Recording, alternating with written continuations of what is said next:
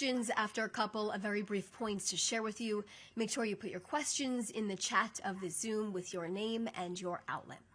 Today is Sunday, November 23rd, and a short while ago, the IDF attacked the Hezbollah chief of staff in the heart of Beirut, who led the strengthening and arming of the terrorist organization.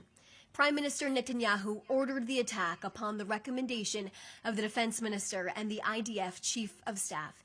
Israel is determined to act and achieve its goals anywhere and at all times. As Israel continues to strike Hezbollah targets in Lebanon, Prime Minister Netanyahu said this morning at the government meeting that Israel will continue to do everything necessary to prevent Hezbollah from re-establishing its capacity to threaten us.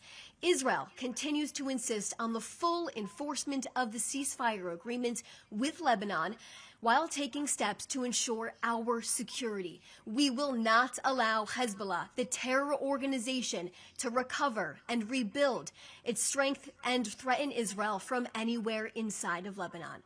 The terror organization's activities continue to constitute a violation of the understandings between Israel and Lebanon. Next, today marks day 779 since Hamas first launched its brutal war on Israel.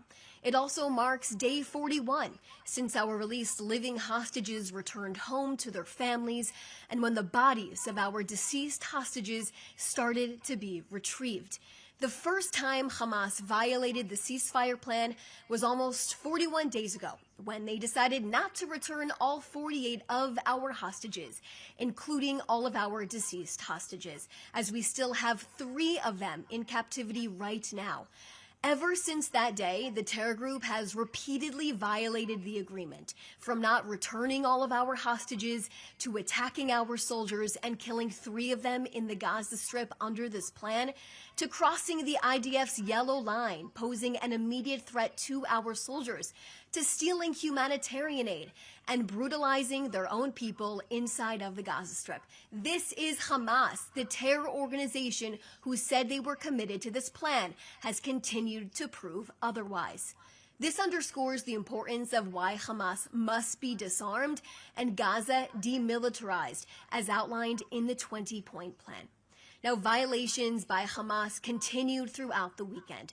On Friday, 15 terrorists emerged from a tunnel at 2 different locations in eastern Rafah, where our IDF forces were operating to dismantle remaining underground terror infrastructure there.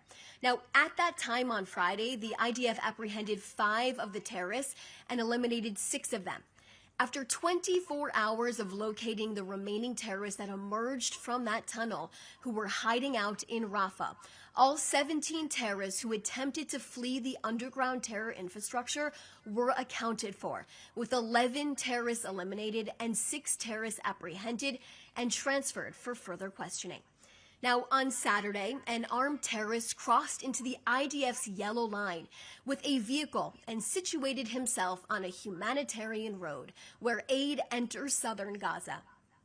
The terrorist started firing at IDF soldiers deployed in the nearby area. The incident was caught on an IDF drone and can be seen as clear as day. A terrorist with a hoodie on is located on this humanitarian road outside of a parked vehicle, and he begins shooting in the direction of where our soldiers are located. Soon after, the soldiers eliminated that terrorist. This is an example of a blatant violation of the ceasefire agreement, and in response, the IDF began striking Hamas terror targets inside of Gaza. Now, as a result, Israel eliminated 5 senior Hamas terrorists, including the head of supply in Hamas's production headquarters. This person was a central source of knowledge in the organization's supply and production systems. Now, during the war, he also operated to transfer weapons from Hamas's headquarters to battalion and field commanders for use against IDF forces. Israel will not accept violations by Hamas under the ceasefire framework, and our IDF forces will continue to remain deployed in the Gaza Strip in accordance with the agreement. Israel will not rest until all of our hostages are home, the remaining 3 hostages, as they should be returned home for proper burial by now. The mediating countries must insist on the full execution of the framework and hold Hamas to its commitments to return all of our hostages. As the Prime Minister said at the beginning of the government meeting this morning, since the ceasefire started, Hamas has not stopped violating the ceasefire, and Israel is responding accordingly. After these repeated violations, Israel thwarted these attempts to harm our soldiers with great force. Prime Minister Netanyahu has made it abundantly clear. Israel operates without depending on anyone, and immediate actions to thwart attacks are carried out automatically by the IDF. Israel decided without dependence on any external party on how to defend itself, remove threats, and repel attacks. Israel is responsible for its own security, and the Prime Minister says it is of utmost importance for Israel to secure all of its borders, and that's why Israel is continuing to strike terrorism on several fronts. I'll now take a few questions. Okay. So the first question, Pesha from Reuters. Number one, there was an Israeli strike on Beirut today. What was the name of the target? Should we expect further strikes on the city? Does this mean the ceasefire is over? Does Israel plan to launch a renewed offensive on Lebanon, and to what extent? Now, as the Prime Minister said this morning, we will continue to do everything necessary to prevent Hezbollah from re-establishing its ability to threaten us, and he meant it when he said that. Hezbollah will not be allowed to rearm and operate inside of Lebanon, and we expect Lebanon to hold Hezbollah's feet to the fire on this. Prime Minister Netanyahu also made it clear, like I mentioned in the briefing, Israel operates without depending on anyone, and immediate actions to thwart attacks are taken by the IDF automatically. The State of Israel continues to insist on the full enforcement of the ceasefire agreement with Lebanon, while taking steps to ensure our security as well. We will not allow Hezbollah, the terrorist organization, to recover, rebuild its strength, and threaten Israel from anywhere inside of Lebanon. Hezbollah's terrorist activities constitute a violation of the understandings between Israel and Lebanon, and the IDF will continue to operate to remove any threats to the citizens of Israel, our security forces, and our soldiers. Your second question, Minister Amichai Shikli wrote on X today that he asked the Prime Minister in today's cabinet meeting to expel Turkish diplomats, close the Turkish consulate in Jerusalem and the embassy, and ban the Turkish development,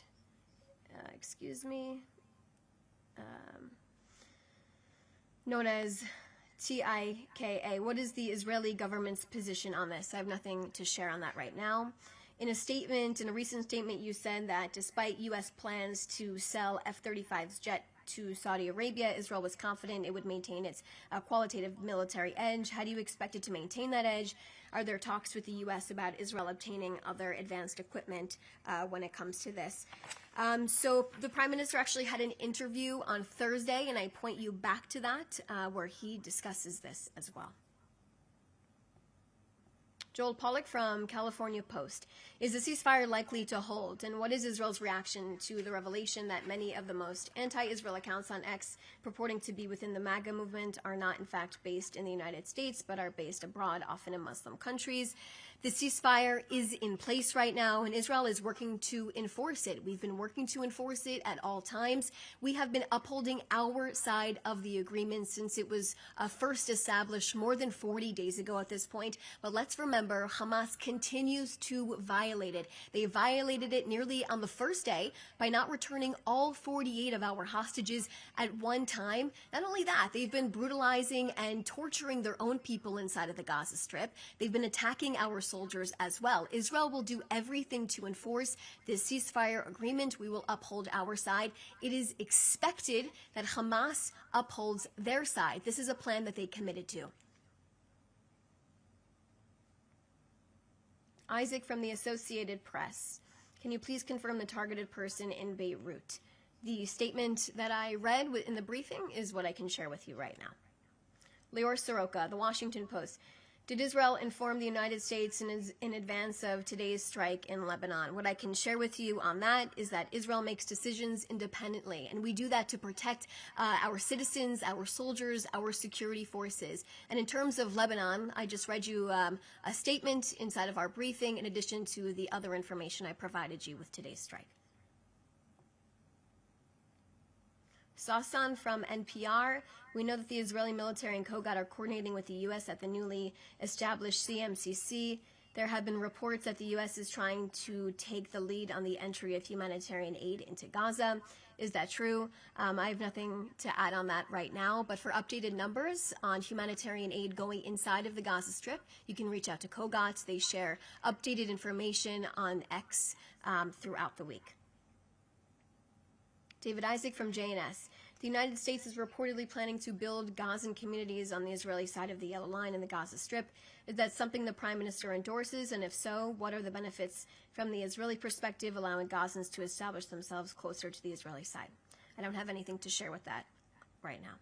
Jody Cohen for Newsmax. Netanyahu said Israel is determined to achieve its military goals. Does this mean the ceasefires are on hold for now? The ceasefire is currently in place. We have made it clear, and as outlined in this 20-point plan, Hamas will be disarmed, Gaza will be demilitarized, and there will be no future of Hamas inside of the Gaza Strip with the ability to govern their own people. We are committed to all steps of that. That's clearly outlined inside of the 20-point plan. Matthew Duran from ABC Australia. How does the strike on the Hezbollah chief of staff not amount to a breach of the ceasefire by Israel, given the location of the strike being Beirut, far from the area south of the Litani River, which is where Hezbollah is meant to disarm and withdraw from? Matt, I point you back to what I shared specifically on this strike. Joel Pollack from California Post. What is Israel's response to allegations of sexual assault by a Hamas terrorist against male hostages? The testimony that is coming out by our male hostages is critical to hear. I have seen a lack of reporting by news outlets across the world on what our male hostages have gone through, what our female hostages have gone through as well. But recently, of course, these testimonies are horrific to hear. Our hostages went through absolute hell inside of captivity, and we will make sure that their stories are not only heard, that they are told, that they are remembered, even when media organizations don't want to discuss the abuse that our hostages went through. We will ensure that their stories get out there. But it is absolutely horrific to know what these men had to go through for nearly 2 years. This just speaks to Hamas is. This is a disgusting terror organization. They brutalize their own people as well. And this should not be overlooked by the media. This is the truth. This is the fact of who Hamas is. And our hostages are continuously telling their courageous stories, bringing their own courage to their platform, to their own stage, making sure that people know their story. And I expect media organizations to tell their stories as well. Thank you for that question, Joel. Okay, those are all the questions I see right now. Everyone, thanks so much for your time. Please reach out to us if you have additional questions. Thank you.